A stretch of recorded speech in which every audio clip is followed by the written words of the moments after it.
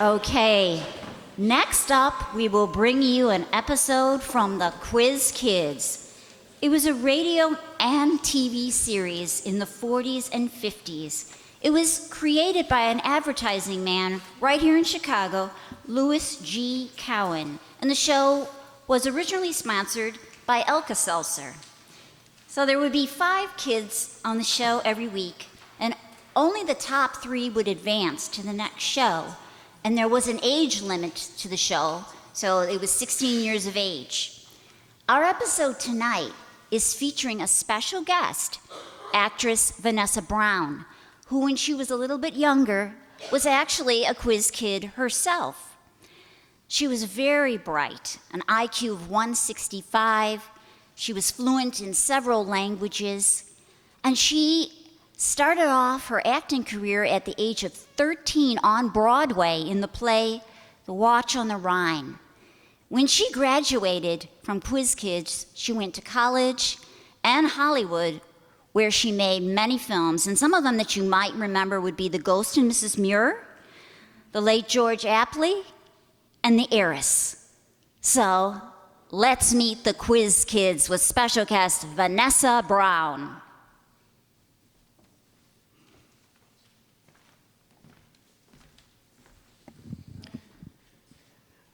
The Quiz Kids, presented by the makers of Alka-Seltzer and One-A-Day brand vitamins. If a brick weighs 1 pound plus 1/2 brick, how much does the brick weigh? That's the first question for the Quiz Kids tonight. I wonder if you folks at home can work it out before the children get their hands up. Well, you better work fast, because here they are, the Quiz Kids.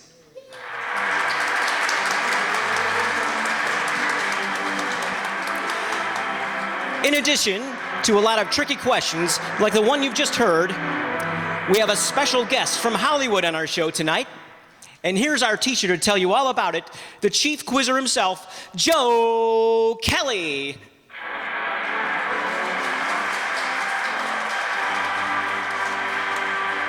Thank you, Bob Murphy, and good evening, everyone. Well, our own quiz kid, Harvey Fishman, is still in Hollywood on a special assignment from the Chicago Times to interview famous movie children. And after we get through with our schoolwork, we're going to switch to Hollywood, where Harvey is waiting with a movie star guest. She's one of our own ex-quiz kids, and you'll all remember her by her own name, Smela Brynd. But now, Smela is a famous movie star with a leading role in The Late George Apley. And her Hollywood name is Vanessa Brown. It'll be wonderful to hear Smela's voice again in our classroom. Now, quiz kids, let's pitch right into our schoolwork and show Smela that our quiz kids are still a match for tricky questions. Of course, we always call a roll first. So, here we go. Patrick? I'm Patrick Holland Conlon, and I'm 9 years old in grade 4A at Fort Dearborn School. Ruthie? I'm Ruthie Duskin. I'm 12 years old and in the 9th grade at U High. Alan? I'm Alan Flaxon, and I'm 12 years old and in the 8th grade at Alcott School. Naomi? I'm Naomi Cooks. I'm 8 years old and in 3A at the Grover Cleveland School. And Joel? I'm Joel Kupperman, and I'm 10 years old in 6th B at Lowell School in Chicago. Well, what do you know? Our class tonight is one of the youngest in our quiz kid history. The average age is just 10 years old, but just the same, I'll bet these little juniors will do all right on these tough questions I have here. Now, let's see how many of you, if any, have figured out that first question, which incidentally came all the way from Sapporo, Hokkaido, Japan, from Lieutenant Ben Snyder of the 11th Airborne Division. If a brick weighs 1 pound plus 1/2 brick, how much does the brick weigh? Well, I see 4 hands up. Joel has his hand up first. All right, Joel? Well, if subtracting the half a brick from the whole brick, you get 1/2 a brick equals 1 pound. So therefore, the brick equals 2 pounds. 2 pounds, that is right. Well, I had a hunch we were going to give away one of those super duper radios on that, but my hunch was all wrong. Now, I'll get 2 out of 3 on this next question from Julian Capers of Dallas, Texas. It's all about queens in the Bible. You must identify the queens from her own words. Here's the first part.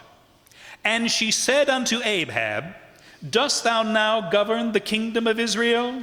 Arise and eat bread, and let thine heart be merry. I will give thee the vineyard of Naboth. Pat. That was Athaliah, and she said... Oh, wait a minute. What did you say, Pat? That was Athaliah. No. I don't know what you're supposed to do. Oh, What did you mean to say? Jezebel. Jezebel. Jezebel, that's right. Jezebel. That's correct. Now, the second part. And she said to the king, It was a true report that I heard in mine own land, and thy acts and thine wisdom. Ruthie?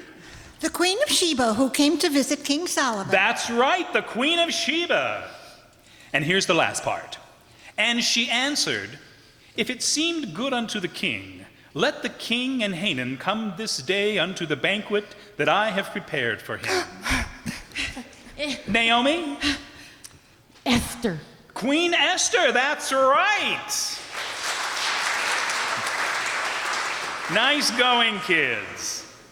Now, Ed Chamberlain of Dayton, Ohio, wants us to pretend that we're at a baseball game and try to find 3 things on the playing field that we might also find in the grandstand. For example, we might see a player on the field fan out. And, of course, we'd see a lot of fans in the grandstands. We might even see some fans with a fan fanning a fan without a fan. Never can tell. All right. Now, to satisfy Mr. Chamberlain, you must think of at least 3 more. Ruthie. Well, in the grandstands, you might hear a baby bawling. A baby bawling. That's very, very cute, Ruthie. Pat.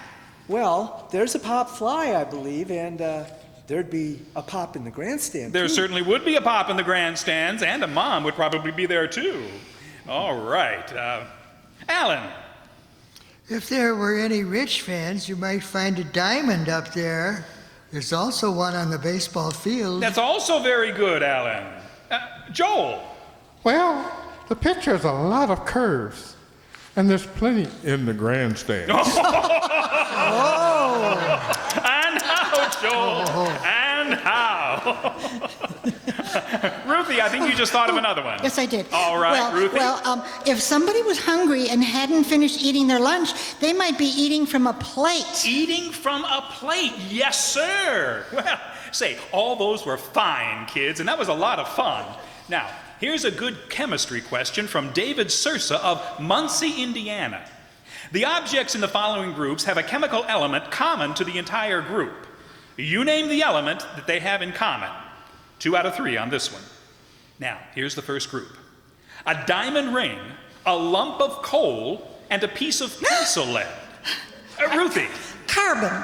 Carbon. That's right. In the pencil lead in the form of graphite, and in coal it's all mixed up with a lot of impurities, and the diamond it's in a very hard form. That's right, Ruthie. Well, all we were asking for was the common element. All right, now, here's the second group. A match, a lemon phosphate, and a bag of fertilizer. Alan. Nitrate? No. Phosphorus? Phosphorus, that's right. And in this third group, what compound do the following have in common? A piece of dry ice, a bottle of soda pop, and a fire extinguisher. Ruthie? Carbon dioxide. Carbon dioxide, that's right. Hey, we're just breezing through these questions tonight. Now, in case you kids haven't made up your minds what you want to be when you grow up, John G. Putman of Oregon, Illinois suggests 3 vocations found in Gilbert and Sullivan's songs. Irma Glenn will play the numbers on the organ, and you try to ferret out the vocation. Now, let's try to get all 3. Here's the first one.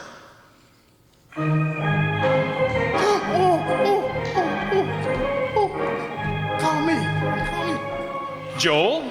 Sea captain, And why do you say sea captain? because it is, I am the captain of the Pinafore by Gilbert and Sullivan. That's right, Joel, that's right. A sea captain, or any kind of captain.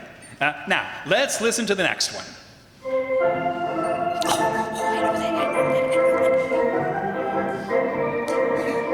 Mr. Kelly, Mr. Kelly, Mr. Kelly. Ruthie. That's a wandering minstrel, so he'd be a wandering minstrel, a troubadour, or somebody. That's right, very good. And it's from The Mikado by Gilbert and Sullivan, sung by Nanky Poo. Yes, Gilbert and Sullivan, that's right. All right, now let's listen to this last part.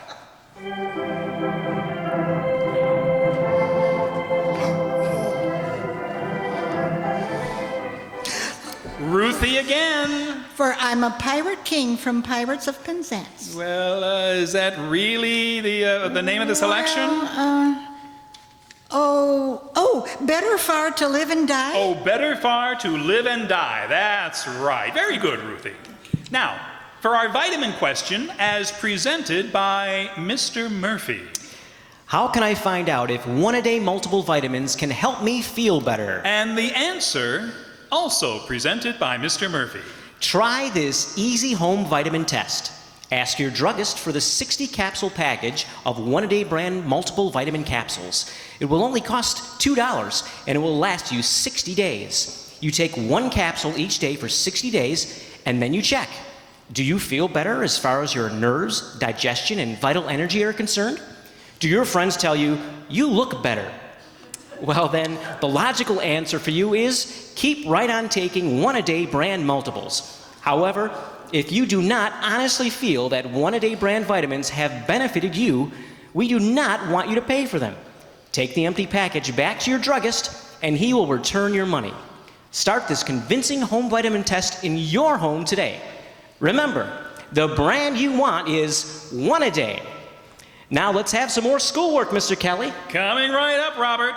Now, kids, here's a question that makes me dizzy just to read it, so pay close attention. It's from Marilyn Joyce of Davenport, Iowa. There are 3 horses named Left, Right, and Wrong. They are hitched with right on the left, left in the middle, and right and wrong on the right. Then they are changed with wrong on the left, right in the middle, and left on the right. Then the outside horses change places. In what position is wrong? Ruthie. On the left. No. No.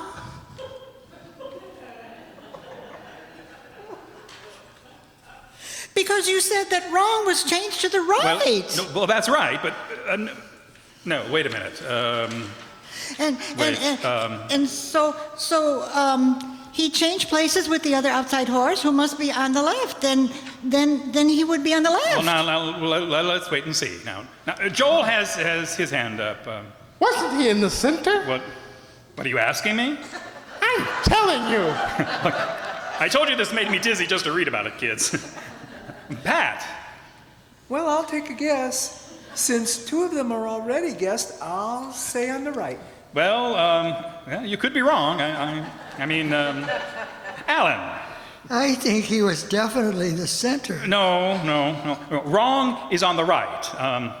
See, I said the change was wrong on the left, right in the middle, and left and right, and left and right, left, right, left.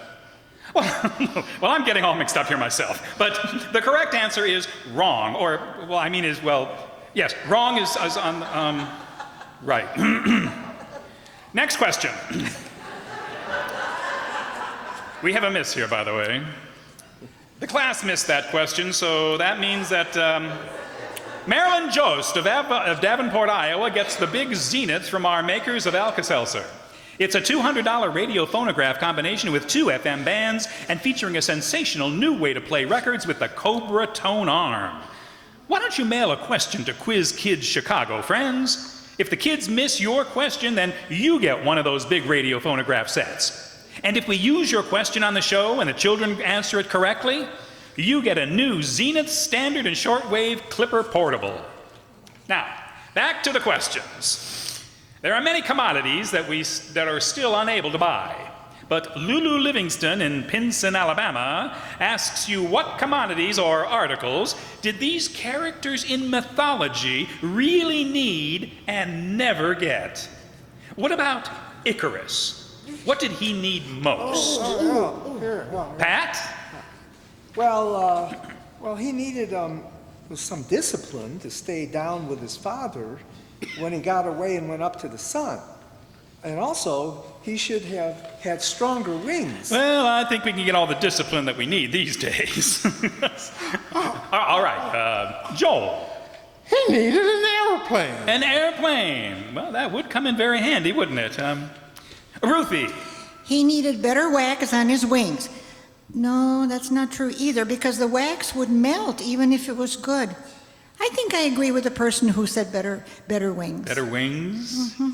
Yeah. All right. Alan. I think that some of the plastics, like Bakelite, could take the place of the wax. Oh, possibly. But those are all good suggestions. How about Niobe? Ruth, How about me. Niobe? Ruthie. well, some kind of a drug that would keep people alive forever. Well. Because she was the one, I believe, who had her sons and daughters and herself killed. Well, that's right, but there's something else. I had it in mind, and, Pat. Well, she needed 6 more daughters and 7 more sons, because Apollo killed the sons and Diana killed the daughters, all but one. Well, that's true, but I'm thinking about Joel. Well, she'd probably need a big sheet of metal to cover themselves so they could hide. Well, I was thinking that when she was transported by a whirlwind to the top of the mountain, where she remained there with her tears flowing incessantly, so naturally I thought possibly she might be able to use some handkerchiefs, some hankies, or some Kleenex, something like that. All right. How about Phaeton? Phaeton. Pat.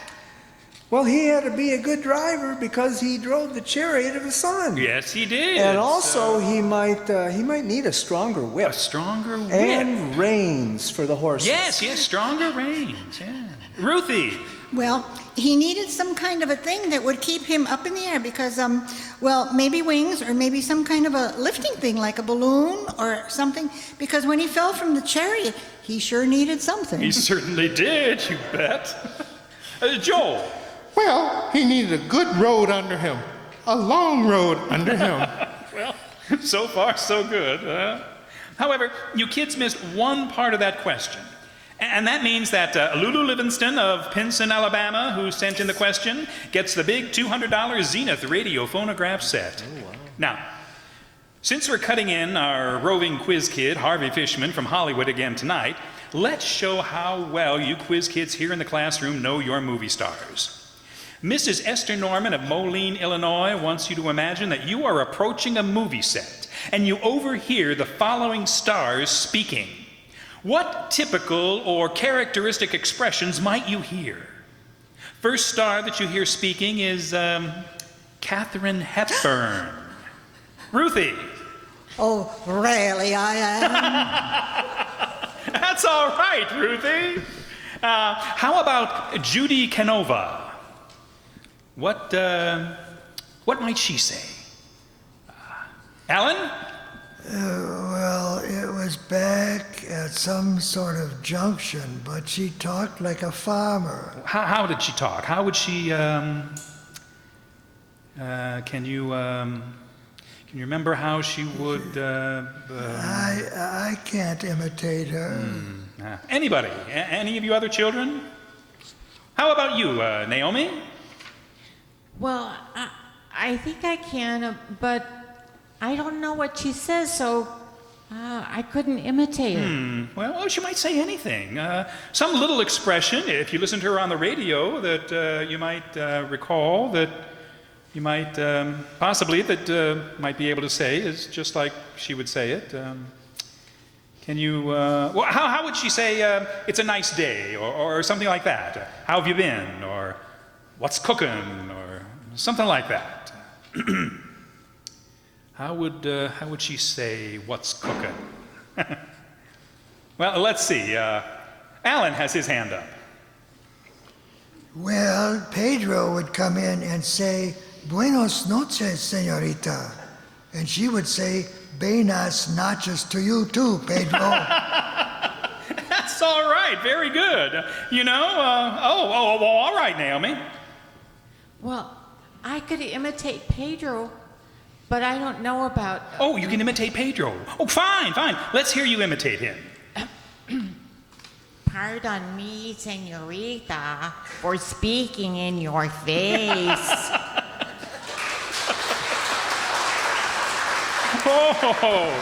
Oh, that was very good, Naomi. Muchas gracias. You know, last Tuesday was the first anniversary of the world's first atomic bomb explosion on the New Mexico desert. The fourth bomb exploded was the one at Bikini. C.L. Wilson of Pittsburgh, Pennsylvania wonders whether you can answer these two questions, 2 out of 3. First, how many ships were sunk at Bikini? Pat. 18, I believe. No, sorry. Joel? 15. Nope. Ruthie? I think it was 5 sunk and in the teens injured. 5 sunk, that's right. Within what radius from the actual explosion were ships damaged? Within what radius from the actual explosion were ships damaged? Joel? Well, I know it was supposed to be 6 miles around. Oh, no, son, no. Alan? I think it was 2 miles. No. Ruthie? 3 miles? No. Pat? 10 miles. No, I'm afraid you're guessing. 3/4 of a mile. Well, tell me this. When will the next atomic bomb test be made? Joel? July 25th, Thursday. That's very, very good. All right. Well, you got 2 out of that. Now, Bob, these people want to ask you some questions.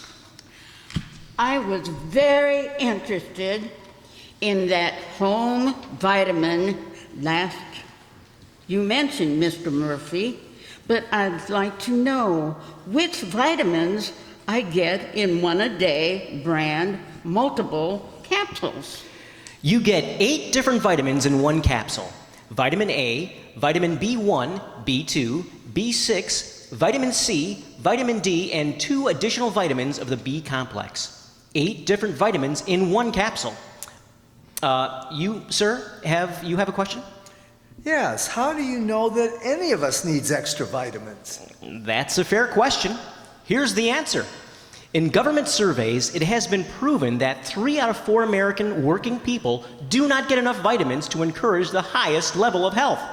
In a test conducted among 2,000 New York school children, 1,300 of them, 65%, were found to be deficient in 1 or more of the important vitamins. The chances are very high that you yourself may not be getting enough vitamins with your food to feel and look your best. Well, that's pretty strong evidence, Mr. Murphy.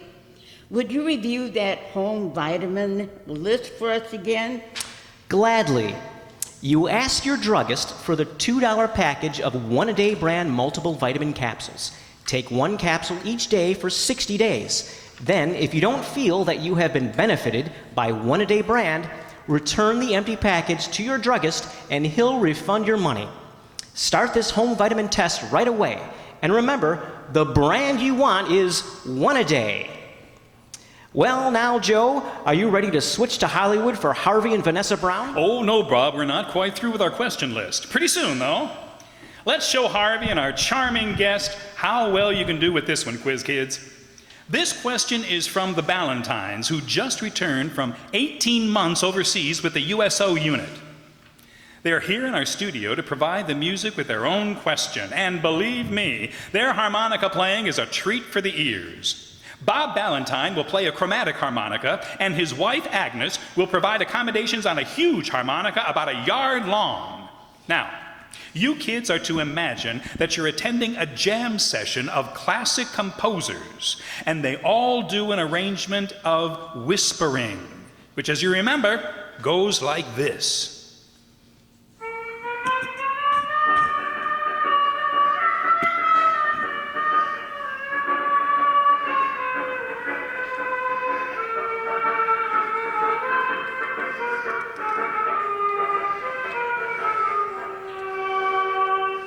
Now then, you will hear 3 variations on that theme as 3 classic composers might have written it.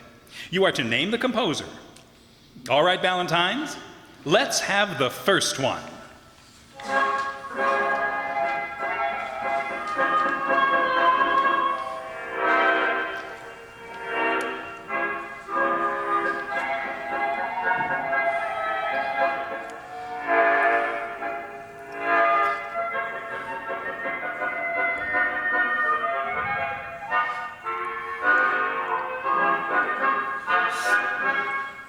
Ruthie? Well, would that have been Ravel? No. Joel? Could it have been Beck? No. You mean Joel? No. Well, you give up on that? Pat, did you have your hand up? Yeah, I was going to say Beethoven. No. Ruthie? Brahms? Brahms. Well, it sounded slightly like his Hungarian dance number 5, or some of it. Well, I think you have something there, Ruthie. Slightly. And also a bit of Hungarian dance number 6 in there, too. All right, let's listen to the next one.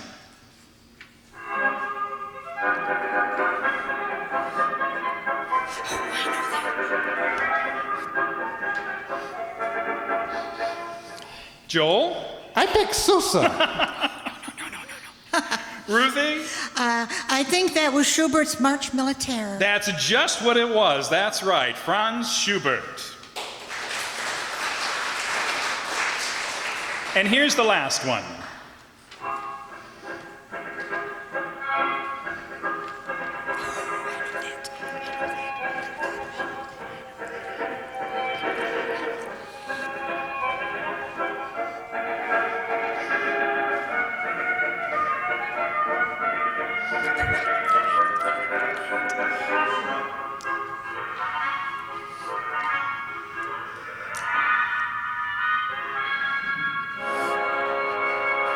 All right, how about that one, children?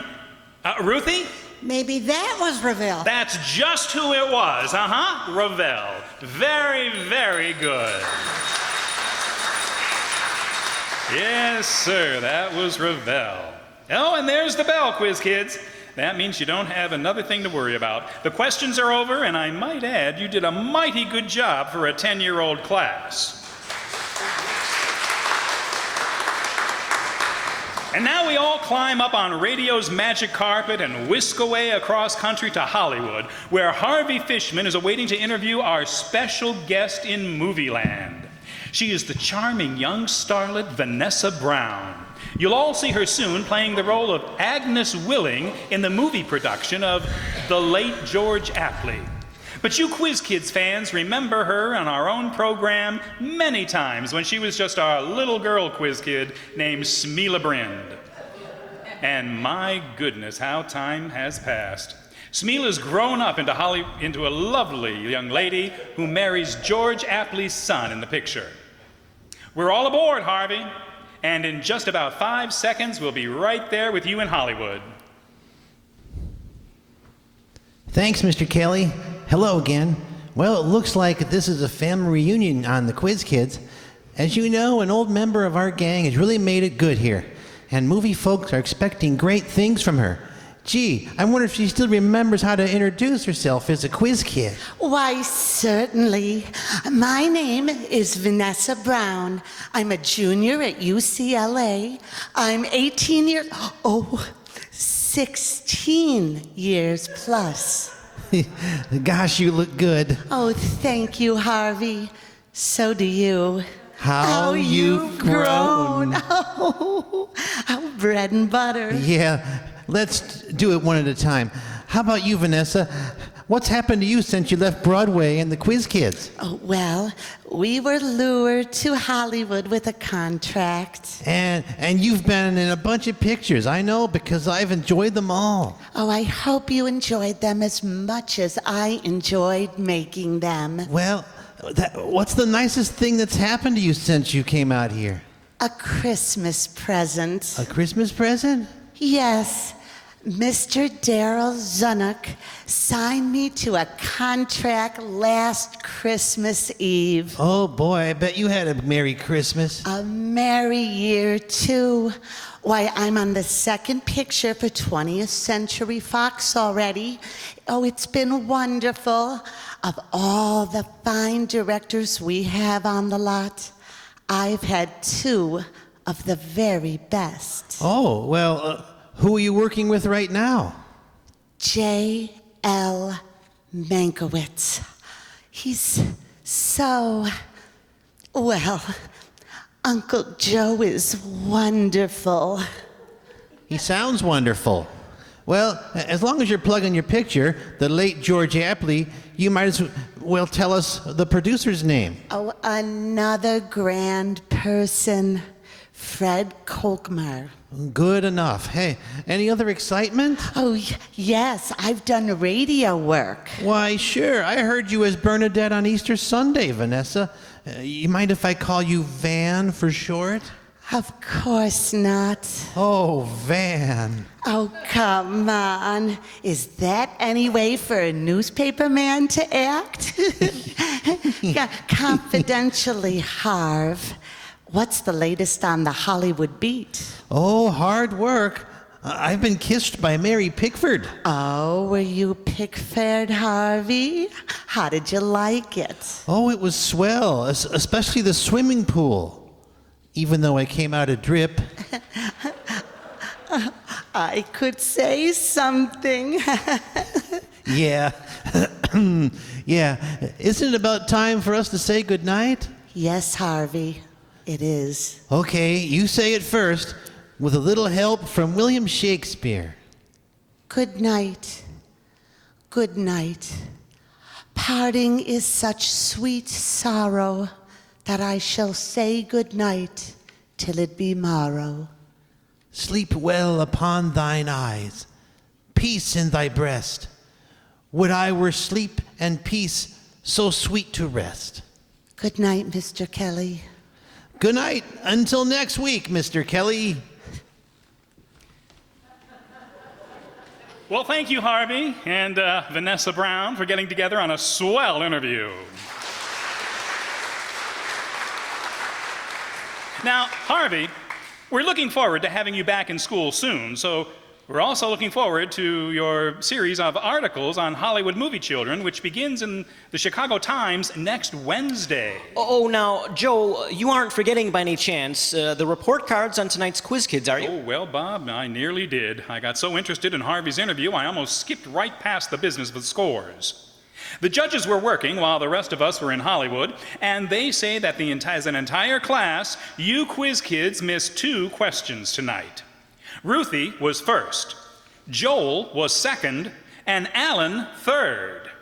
Now, you 3 are invited back next week to compete with Brian Woods, age 9, and Naomi Bernard, age 13. And, of course, each of the 5 children, winners and losers alike, get a $100 savings bond from the makers of Alka-Seltzer for your good work tonight. This is Joe Kelly dismissing the Quiz Kids class until the same time next Sunday. Good night, kids.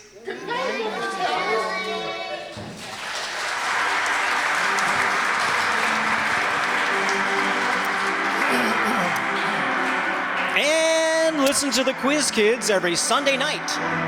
Then to Lub and Abner every Monday through Thursday. And incidentally, folks, how about checking your home supply of Alka-Seltzer?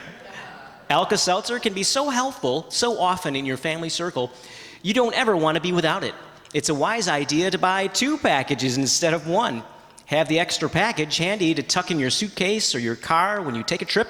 An occasional headache or acid indigestion may be brought on by traveling, or your muscles may ache with pain from undue fatigue. When these discomforts bring you grief, try Alka-Seltzer for relief. This is Bob Murphy speaking.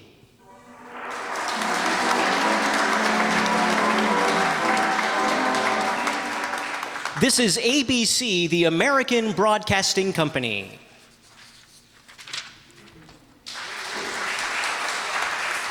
And now let's meet the cast of Quiz Kids. Quizmaster Joe Kelly was Mark Fazio. Patrick and the inquisitive gentleman in the vitamin commercial were played by Jay Summerfield. Ruthie was portrayed by Ellie Babka. Alan was played by Herb Thompson. Naomi was portrayed by Kathy Juarez. Joel was voiced by Andre Dixon. Vanessa Brown was played by Allison Byhan. The inquisitive woman in the vitamin commercial was Nell Brennan. Our sound effects wizard, as well as roving reporter Harvey Fishman, was Marty McNulty. And our ACE technical team members are John Gelsomino and Lorenzo Cordova. I'm Brad Zuro, and I was the announcer. And thank you. And now for a few closing remarks from Donna. The Riverside Township radio players want to extend a huge thank you to the Riverside Township Board and Supervisor Vera Wilt for their continued support of our team here. They make it all possible for us all to come together and enjoy these wonderful old-time radio shows. So please join us in a round of applause for them.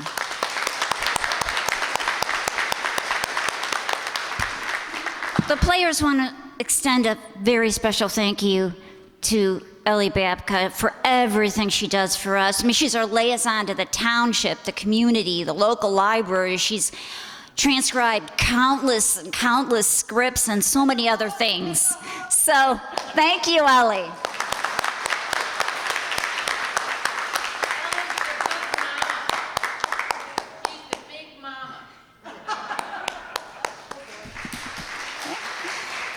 We want to say a special thank you to Marty McNulty. He's not only our wonderful sound effects wizard, he's a talented graphic designer who designs our flyers.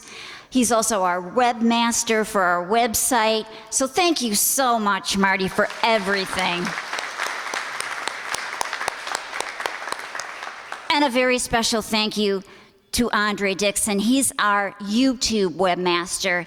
Every month he works diligently to take the shows that our technical team tapes and he puts them on YouTube so that people from all over the world literally are tuning into our show. So thank you, Andre.